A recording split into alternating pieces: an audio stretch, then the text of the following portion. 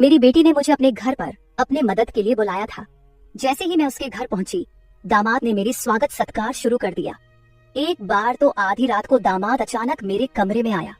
मेरे बगल में आकर उसने मेरी चादर के ऊपर से हाथ फेरते हुए कहा, सासू माँ, आपकी बेटी अब बहुत थकी हुई है, अब वह पुरानी लगने लगी है, अब आप ही मुझे खुश रख सकेंगी।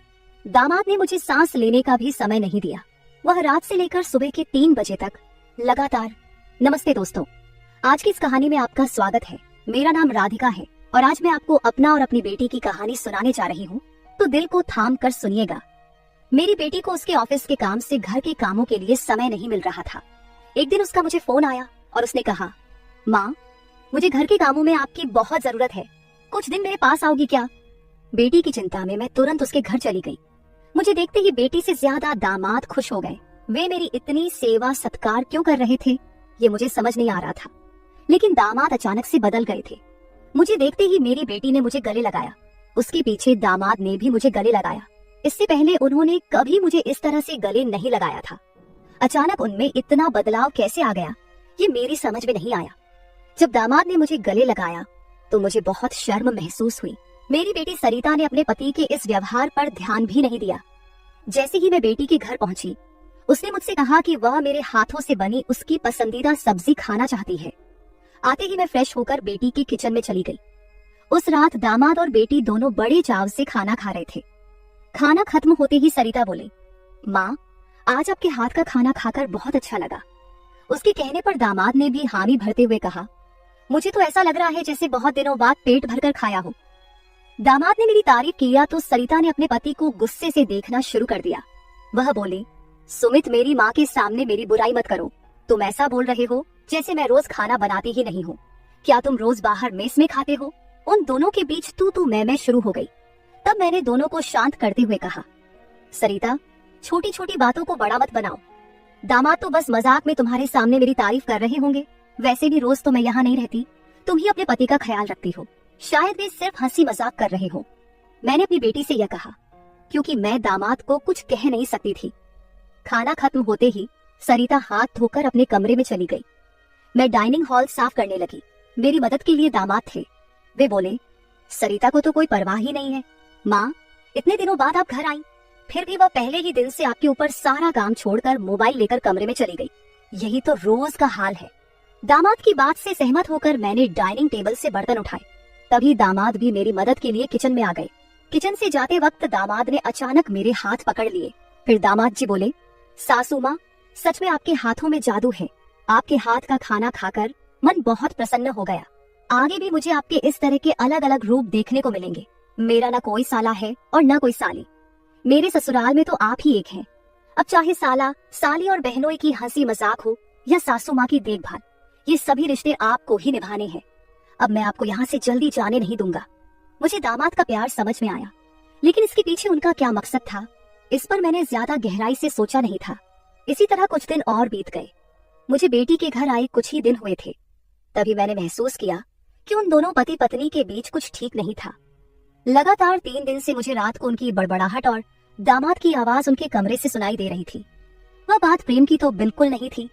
उन दोनों के बीच कुछ गड़बड़ थी, ये मुझे साफ महसूस हो रहा था, क्योंकि जब से मैं वहां आई थी मैंने उन्हें कभी साथ में हंसते खेलते नहीं देखा था। एक दिन शाम को सरिता ऑफिस से जल्दी घर आ गई। उसे घर पर देख मैं 2 कप कॉफी लेकर उसके कमरे में चली गई। मुझे उससे थोड़ी बात करनी थी। कॉफी का बहाना लेकर मैं उसके कमरे में गई। मैंने उसके हाथ में कॉफी का कप दिया, लेकिन वह मुझसे बात करने के बजाय मोबाइल में व्यस्त थी।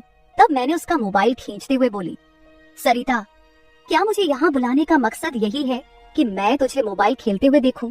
मैं आई हूँ और तू मुझसे 2 मिनट भी बैठकर बात नहीं कर रही। अरे 2 शब्द माँ से तो बोल, और अगर तुझे बात नहीं करनी तो मुझे तुझसे बात करनी है। जैसे ही मैंने उसका मोबाइल छीन लिया, उसका ध्यान मेरी ओर हो गया। वह बोली, बोलो माँ, तुम्हें मुझसे क्या इतना जरूरी बात करनी है?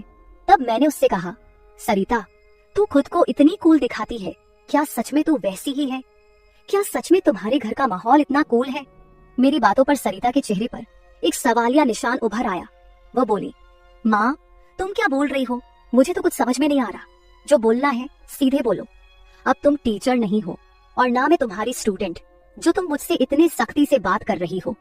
सरिता के कंधे पर हाथ रखकर मैंने उससे कहा, अरे, पिछले 3 दिनों से रात को मुझे तुम्हारे कमरे से तुम दोनों की बड़बड़ाहट सुनाई दे रही है। क्या तुम दोनों के बीच सब कुछ ठीक है? अभी तुम्हें बच्चा भी होना है। अभी से ही तुम्हारे बीच अनबन शुरू हो गई है। अभी तो तुम्हें साथ में पूरा जीवन बिताना है। ये सही तरीका नहीं है। मेरी बातों का जवाब देते हुए सरिता बोली, माँ, मुझसे कहने के बजाय समीर से कहो, क्योंकि हमेशा वही झगड़ा शुरू करता है। उस दिन भी देखा ना, कैसे वह खाने की टेबल पर मुझे कुछ भी बोल रहा था। फिर वह बोली, माँ, अब तुम ही बताओ, मैं ऑफिस में भी थक जाती हूँ, ऊपर से घंटों ट्रैफिक में फंसकर घर आना पड़ता है। अब 3 दिन से तुम घर आई हो तो मुझे थोड़ी राहत मिली है, नहीं तो रोटियां बेलते वक्त भी मेरी आंख लग जाती थी। अब इतनी थकान के बाद भी मैं समीर को कैसे समय दूं? समीर तो कुछ समझने को तैयार ही नहीं है। और वैसे भी तुम्हें यहाँ बुलाने का आइडिया उसी का था। वह कह रहा था कि सासू माँ के आने से तुम्हें भी थोड़ा आराम मिलेगा। तुम यहाँ आई हो तो उसकी खाने की शिकायतें भी थोड़ी कम हो गई हैं। नहीं तो हर बात में ये ऐसा और वो वैसा ही चलता रहता था। तुम्हें बुलाने से पहले वह कह रहा था कि जब मेरी सासू माँ आएंगी तो मैं उनसे सारी ख्वाहिशें पूरी करवाऊंगा। अब तुम्हारे दामाद को तुमसे क्या ख्वाहिशें पूरी करवानी है, ये तुम ही देख लो। उसकी शिकायतों से तो मुझे थोड़ी राहत मिल गई है। सरिता की बातें सुनकर मुझे लगा कि सच में उसे काम से समय नहीं मिल पाता होगा, इसलिए समीर को खाने पीने की परेशानी हो रही होगी, और शायद इसलिए उन्होंने मुझे कुछ दिनों के लिए बुला लिया होगा। लेकिन दामाद को मुझसे और भी ख्वाहिशें पूरी करवानी थी, इसका मुझे कोई अंदाजा नहीं था। सरिता की बातें सुनकर मुझे लगा कि उनके बीच सामान्य झगड़े हैं जो वे खुद सुलझा लेंगे, इसलिए आगे मैंने सरिता को और नहीं समझाया। जैसे ही मैं उसके कमरे से बाहर निकली, मुझे दामाद की गाड़ी का आवाज सुनाई दिया। उस दिन समीर भी जल्दी घर आ गए थे। उन्हें घर में देखकर मैंने कहा, आज आप जल्दी आ गए, चलो अच्छा हुआ। आज तुम दोनों बाहर जाकर डिनर कर लो, घर में संभाल लूंगी। उन्हें थोड़ा बाहर घूमने फिरने का मौका मिलेगा, इसलिए मैंने उन्हें डिनर के लिए बाहर जाने को कहा। लेकिन दामाद ने कहा, सासू माँ, होटल जाने की जरूरत नहीं है। आज मेरे बॉस का 50वां जन्मदिन है।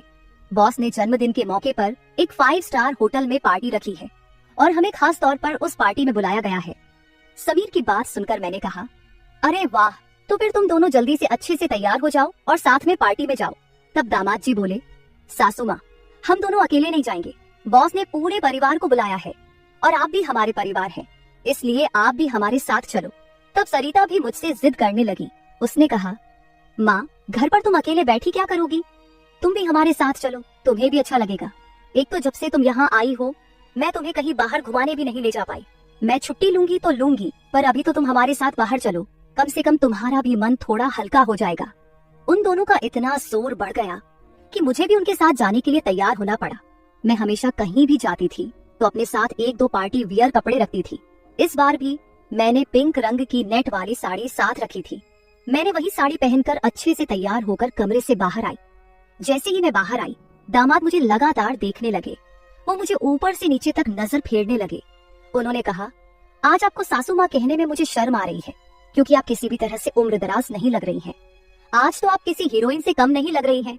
दामाद की बातों पर मुस्कुराते हुए मैं बाहर गाड़ी के पास चली गई। कुछ देर बाद घर को लॉक करके बेटी और दामाद भी बाहर आ गए। दामाद मेरी तारीफ कर रहे थे, लेकिन सरिता का ध्यान उस पर नहीं था। लेकिन जैसे ही पार्टी में गए और दामाद के बॉस हमारे पास आए, उन्होंने मुझे देखकर समीर से कहा, समीर, तुम्हारी साली तो बहुत ही सुंदर है। इस पर समीर कुछ बोलते उससे पहले ही सरिता बोली, बॉस, ये समीर की साली नहीं है, ये तो माँ है, ये समीर की सास है। हमारे रिश्ते को सुनकर बॉस चौंक गए। उन्होंने कहा, आपकी खूबसूरती और जवानी को देखकर ऐसा बिल्कुल नहीं लगा कि आप सासू माँ हो सकती हैं। बॉस ने अपनी गलती स्वीकारते हुए मुझसे माफी मांगी और वहाँ से चले गए। बॉस के जाते ही दामाद मेरी तारीफ करने लगे। उन्होंने कहा, सच में सासू माँ, आज तो आप सरिता से भी ज्यादा खूबसूरत लग रही हैं। सच में पत्नी तो ऐसी होनी चाहिए। ऐसा कहकर दामाद ने मेरे हाथ पर ताली मारी और हंसने लगे। लेकिन उनकी इस मजाक पर सरिता गुस्से से मेरी ओर देखने लगी। अब मुझे धीरे धीरे दामाद की नजरों का एहसास होने लगा था। कुछ देर बाद हम घर जाने के लिए निकल पड़े। घर पहुंचते ही सरिता और मैं एक साथ गाड़ी से उतरे। गाड़ी से उतरते ही सरिता ने मुझसे कहा, माँ, आज के बाद तुम्हें इतना सजने संवरने की कोई जरूरत नहीं है। थोड़ा अपनी उम्र के हिसाब से रहना सीखो। गुस्से में तीखे शब्द बोलते हुए सरिता पैर पटकती हुई घर के अंदर चली गई। मुझे उसका गुस्सा कुछ समझ नहीं आया। असल में मुझे तो किसी भी बात पर गुस्सा आने का सवाल ही नहीं था। फिर भी सरिता मुझसे नाराज होकर पैर पटकते हुए घर के अंदर चली गई थी। नादान लड़की सोचकर मैंने उसकी बातों को नजरअंदाज किया और घर में जाकर अपने कमरे में चली गई। कुछ देर बाद फ्रेश होकर मैंने रात में सोने के लिए नाइट गाउन पहन लिया। रोज की तरह सोने से पहले मैंने अपने हाथ पैरों पर बॉडी लोशन लगाया। तभी अचानक दरवाजे पर दस्तक हुई। दरवाजे पर दामाद थे। हमारी नजरें मिलते ही दामाद ने कहा, सासू